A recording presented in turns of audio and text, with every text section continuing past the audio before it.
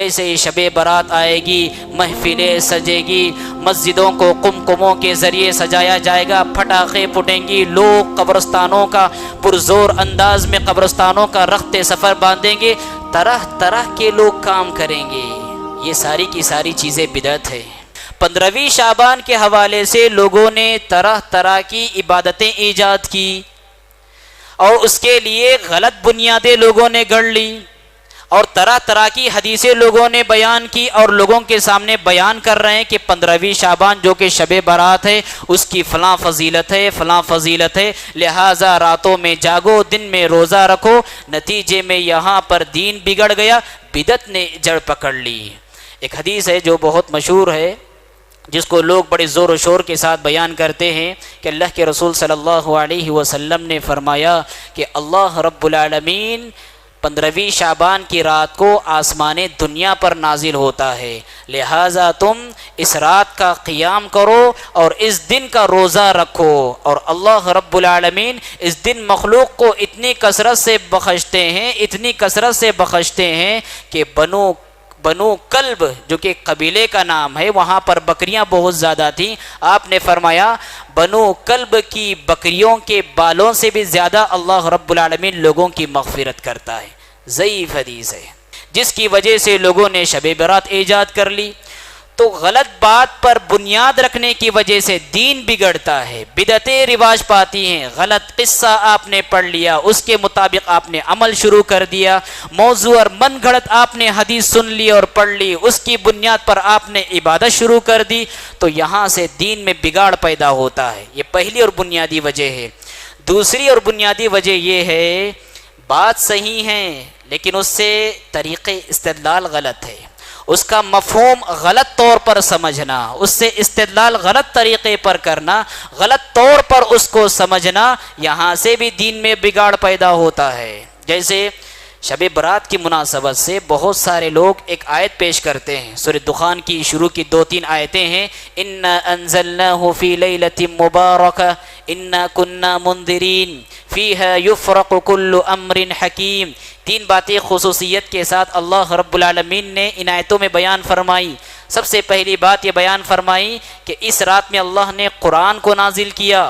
دوسری بنیادی بات بتلائی کہ یہ رات برکت والی رات ہے، اور تیسری بنیادی بات بتلائی کہ اس رات میں ہر اہم معاملے کے فیصلے ہوتے ہیں۔ اللہ رب العالمین معاملات کو فرشتوں کے ہاتھوں میں دیتا ہے اور سال بھر کے واقعات فرشتے ڈیل کرتے ہیں۔ 3 بنیادی باتیں اللہ رب العالمین نے ان آیتوں میں بیان فرمائی۔ اب بدعتی قسم کے لوگ کیا کہتے ہیں، دیکھو یہاں پر جو برکت والی رات ہے وہ شب برات ہے، لہٰذا اس رات میں جاگو، خوب عبادت کرو، اللہ رب العالمین کی مغفرت کے حقدار ہے۔ یہاں سے شیطان دین کے راستے سے بے دینی پر انہیں لگا دیتا ہے، جبکہ اصل مفہوم کیا ہے اس کا، اصل مطلب کیا ہے اور صحیح مطلب کیا ہے۔ اگر یہ 3 بنیادی باتیں آپ سورۃ القدر میں دیکھیں گے تو آپ کو معلوم ہوگا یہ شب برات نہیں بلکہ لیلۃ القدر ہے، جو کہ رمضان کے آخری عشرے میں آنے والی ہے۔ اِنَّا أَنزَلْنَاهُ فِي لَيْلَةِ الْقَدْرِ۔ سب سے پہلی بات، قرآن کب نازل ہوا؟ لیلۃ القدر میں۔ وَمَا أَدْرَاكَ مَا لَيْلَةُ الْقَدْرِ لَيْلَةُ الْقَدْرِ خَيْرٌ مِّنْ أَلْفِ شَهْرٍ۔ کیا بات بتلائی گئی کہ لیلۃ القدر 1000 مہینوں سے بہتر ہے۔ معلوم ہوا برکت والی رات لیلۃ القدر ہے، شب قدر ہے، نہ کہ شب برات۔ تنزل الملائکۃ والروح فیہا بإذن ربہم من کل امر۔ فرشتے آسمان سے رب کی اجازت سے اترتے ہیں اور رب العالمین انہیں معاملات سپرد کر دیتا ہے، تقدیریں لکھی جاتی ہیں، فیصلے ہوتے ہیں۔ 3 بنیادی باتیں جو ہم کو سورہ دخان کی آیت میں معلوم ہوئی، اس کو اگر لیلۃ القدر کو ہم دونوں کو جوڑ کر دیکھیں گے تو معلوم ہوگا کہ شب برات کے تعلق سے نہیں بلکہ شب قدر کے تعلق سے ہے۔ تو دوسری اور اہم بنیادی وجہ ہے، بات صحیح ہو لیکن طریقے استدلال غلط ہو، لوگ غلط طور پر اسے سمجھے، غلط طور پر اسے لیں، تو یہاں سے دین بگڑتا ہے، یہاں سے سنتیں رخصت ہوتی ہیں، یہاں سے بدعتیں رواج پاتی ہیں۔ تو غلط بات پر اگر ہم بنیاد رکھیں گے دین میں بگاڑ پیدا ہوگا، صحیح بات غلط طور سے لیں گے یہاں سے دین میں بگاڑ پیدا ہوگا، اور یہی ہوا۔